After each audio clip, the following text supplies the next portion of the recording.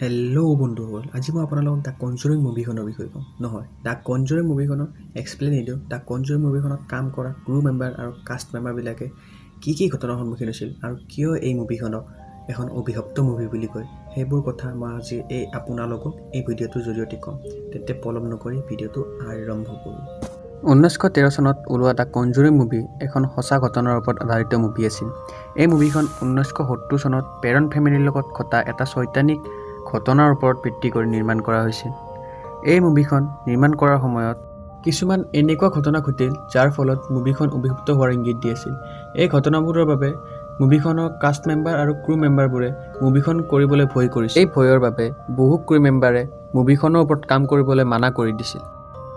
এই মুভিখনৰ যেতিয়া প্ৰথম শ্বুটিং আৰম্ভ হৈছিল তেতিয়া পেৰন ফেমিলিক শ্বুটিঙলৈ মতা হৈছিল।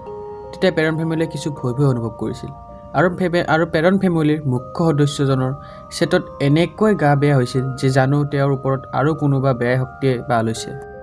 আৰু মুভিখনৰ শ্বুটিঙৰ কেইদিনমান পিছতে যোনটো বিল্ডিঙত ক্ৰু মেম্বাৰ আৰু কাষ্ট মেম্বাৰবোৰ আছিল সেই বিল্ডিংটোত জুই লাগি যায়। ভাল কথা এইটো আছিল যে তেওঁলোকৰ কাৰোৱে একো হোৱা নাছিল। যেতিয়া মুভিখনৰ ৰাইটাৰ আৰু লৰেন ৱাৰেনে ফোনত কথা পাতি থাকে তেতিয়া তেওঁলোকৰ ফোনত হঠাৎ কাট খাই যায় আৰু তেওঁলোকে ফোনত কিছুমান আমনিদায়ক শব্দ শুনিবলৈ পায়। মুভিখনৰ ডাইৰেক্টৰ জেমছ ৱেনে কয় যে এদিন যেতিয়া তেওঁ ৰাতি এই মুভিখনৰ কাম কৰি আছিল তেতিয়া তেওঁ কুকুৰটো হঠাৎ ভুকিবলৈ ধৰিছিল। যেতিয়া তেওঁ চাবলৈ বাহিৰলৈ যায় তেওঁ দেখে যে কুকুৰটোৱে এটা দিশত মুখ কৰি বহি আছে আৰু ভুকি আছে। জানো সেই কুকুৰটোৱে কিবা দেখিছে সেই দিশটোত, কিন্তু তেওঁ কয় যে সেই দিশটোত কোনোৱে নাছিল, খালী আছিল জেগাটো।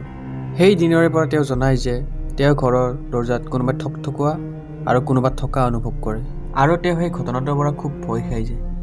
এই মুভিখনৰ লিড এক্ট্ৰেছ ভেৰা ফাৰ্নিগাই এটা ইণ্টাৰভিউত জনায় যে এদিনাখন তেওঁ যেতিয়া ৰাতিপুৱা শুই উঠি লেপটপটো অন কৰে তেওঁ দেখে যে লেপটপটোত কিছুমান আচুৰৰ চিন আৰু তেওঁ জানিবলৈ দিয়ে যে তেওঁ লেপটপটো তেওঁৰ অবিহনে কোনো ইউজ নকৰে। সেই ঘটনাটোৰ পৰা তেওঁ খুব ভয় খাই যায়।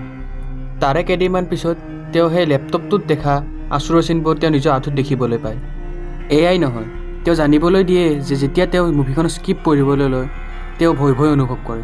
সেইবাবে তেওঁ স্ক্ৰিপ্টখন ঘৰলৈ নিনি শ্বুটিং কৰা জেগাতে পঢ়ে। এই সকলো বাধা বিঘিনিৰ মাজতো এই মুভিখন নিৰ্মাণ হয়। এতিয়া এই মুভিখন সকলোতকৈ ভয়ানক মুভিৰ ভিতৰত এখন মনা হয়। তেন্তে কেনে লাগিল ভিডিঅ'টো বন্ধুসকল? ভাল লাগিলে লাইক কৰিব, শ্বেয়াৰ কৰিব, চেনেলটো ছাবস্ক্ৰাইব কৰিব, লগতে বেল আইকনটো দবাই দিব। আৰু যদি আপোনালোকে দ্য কনজুৰিং মুভিখনৰ ৰিভিউ বিচাৰে তেতিয়াহ'লে মোক কমেণ্টত জনাব। তেতিয়ালৈ জয় আই অসম।